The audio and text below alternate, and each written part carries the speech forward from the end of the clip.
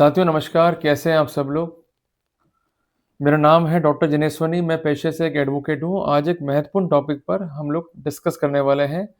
तो एक नोटबुक, एक पेन और पेंसिल लेके बैठिए और बात को जो है नोट डाउन करने का प्रयास कीजिए। सबसे पहले हम एक सिंपल क्वेरी को जो है नोट डाउन करेंगे। कई बार ऐसा होता है कि हमारे जो बैंक खाते होते हैं, वो पुलिस जो है सीज़ कर लेती है और हमको जो है बहुत ट्रबल करना पड़ता है फेस, क्योंकि उसमें हमारे सेविंग्स भी हैं। हमारी सैलरी भी आ रही है और जो डिस्प्यूटेड अमाउंट है वो उसके अंदर है, तो पूरा का पूरा होल अमाउंट ही हो गया फ्रीज। अब जो हमारी बेसिक नीड्स हैं, जो हमें पालना है परिवार को, वो हम कैसे पालेंगे? तो क्या है पुलिस की पावर और किस प्रकार ये प्रोसीड कर सकती है, ये आज का एक महत्वपूर्ण डिस्कस है। देखिए, सबसे पहले हमें एक बात जो है नोट डाउन करनी होगी। बात है सीजर और अटैचमेंट। जो पावर है सीजर की, वो है पुलिस के पास as per the protocol of section 106 of BNSS. और जो पावर है अटैचमेंट की, वो दी गई है पुलिस को as per section 107 of BNSS. पर दोनों ही प्रावधानों में पुलिस कई बार डिफरेंशिएट नहीं कर पाती और सेक्शन 105 या सेक्शन 106 बीएनएसएस के तहत ही सीजर्स परफॉर्म करते हुए अकाउंट को जो है अटैच कर लेती है, जो कि गलत है। अगर आपको अटैच करना है अकाउंट्स को, तो you have to show that कि जो एलिज्ड अमाउंट है अकाउंट्स में, ये प्रोसीड ऑफ क्राइम है जब तक पुख्ता साक्ष्य नहीं। जल्दबाजी में की गई कार्रवाई अपने आप में ही गैर कानूनी। तो सबसे पहले हमें रिमूव करना होगा कन्फ्यूजन्स को, जो कि यूजुअली हमें अकर होता है regarding the application of section 105 of BNSS versus section 106 107 of BNSS. Section 105 of BNSS basically deal करता है with the process of search and seizure.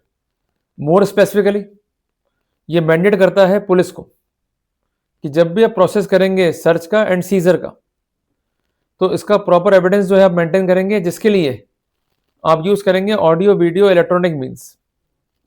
यहां पर हमें एक बात समझनी होगी कि जब भी सीजर जो है परफॉर्म करेगी पुलिस, तो उन्हें सीजर को इन्फॉर्म करना है मजिस्ट्रेट को as per section 185 of BNSS. इसके अलावा धारा 106 बीएनएसएस भी काफी इंपॉर्टेंट है, which correspond to section 102 of CrPC. ये एम्पावर करता है पुलिस को to seize any property. Apart from that, जो सेक्शन है 107 बीएनएसएस का, ये एम्पावर करता है पुलिस को टू डू द अटैचमेंट। पर अटैचमेंट तभी होगा जब ये शो हो सके कि जो एलिस्ट मनी है ये प्रोसीड ऑफ क्राइम है इन द रूटीन वे। कोई भी अटैचमेंट नहीं किया जा सकता।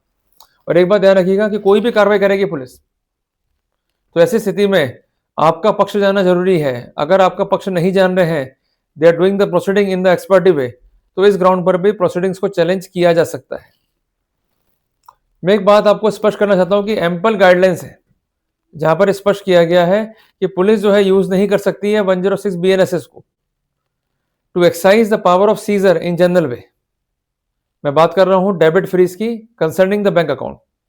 अगर पुलिस चाहती है बैंक अकाउंट को फ्रीज करना, तो इनको वर्क करना पड़ेगा अटैचमेंट के ऊपर, जिसके लिए धारा 107 बीएनएसएस काफी महत्वपूर्ण है। इसके जो प्रावधान है, इसकी अक्षरशः पालना सुनिश्चित करनी होगी, तभी अटैचमेंट जो है हो पाएगा। क्योंकि इनको ये शो करना होगा कि जो एलिज अमाउंट है अकाउंट में, ये जेन्युइन नहीं है।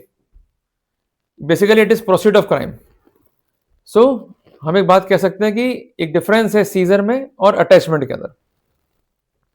एक बात ध्यान रखिएगा कि अगर गलत अमाउंट खाते में आ भी गया है और आपके पास कोई भी स्पष्टीकरण नहीं है, जो कंसर्न अमाउंट है जो कि डिस्प्यूटेड है, उसको अगर सीज भी करना है या उसको फ्रीज भी करना है, तो बेसिकली होल अमाउंट को जो खाते में है उसको फ्रीज नहीं कर सकते। सिर्फ जो अमाउंट डिस्प्यूटेड है उसके कॉन्टेक्स्ट में लीन जो है की जाएगी एक्सरसाइज।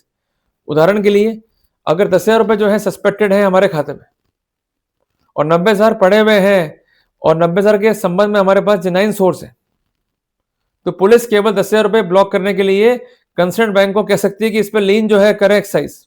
होल अमाउंट को जो है सीज नहीं किया जा सकता और ना ही फ्रीज किया जा सकता है।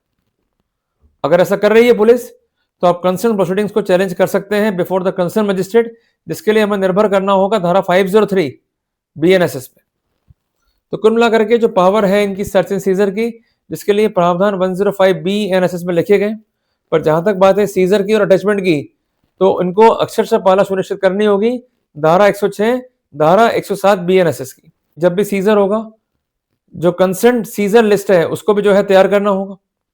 उसकी कॉपी जो है देनी होगी कंसर्न व्यक्ति विशेष को जिसके पास से सीजर किया जा रहा है। इसके अलावा सीजर को एज सुन एज पॉसिबल जो है रिपोर्ट भी करना है। अगर ऐसा नहीं किया जा रहा है entire proceeding would be illegal. Basically हम ये कह सकते हैं कि जब भी खाते में अमाउंट आया डिस्प्यूटेड तो होल खाते को जो है सीज नहीं करना है, केवल जो अमाउंट डिस्प्यूटेड है उसकी हद तक खाते को जो है आप फ्रीज कर सकते हैं, जिसको बेसिकली हम कहते हैं कि अमाउंट को लीन किया जाए, but in whole debit freeze नहीं होगा। क्लियर हो गया अपने को? और अगर तब भी ये कर रहे हैं तो रेमेडी लाई करती है as per section 503 of BNSS. जो संबंधित मजिस्ट्रेट है उसके समक्ष जाकर के आप आवेदन जो है पेश कर सकते हैं। अब क्या करेगा magistrate?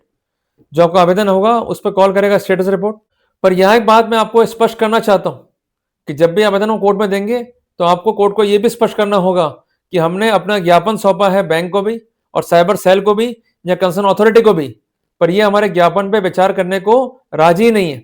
Basically they are acting in the arbitrary way. तो वहां पर हम राहत जो है पा सकते हैं। मैं पुनः आपसे निवेदन करता हूं कि जब भी इन्हें कोई लेना है ऐसा एक्शन जो कि एडवर्स है तो वहां पर इन्हें कंप्लाइंसेस जो है करनी होगी और सुनवाई का पूर्ण अवसर जो है देना होगा। अगर जल्दबाजी में कार्रवाई कर रहे हैं और ये वायलेट कर रहे हैं गाइडलाइंस को तो वहां पर आप बेनिफिट जो है ले सकते हैं। जल्दी मिलेंगे एक नए टॉपिक के साथ। टिल देन जय हिंद जय भारत।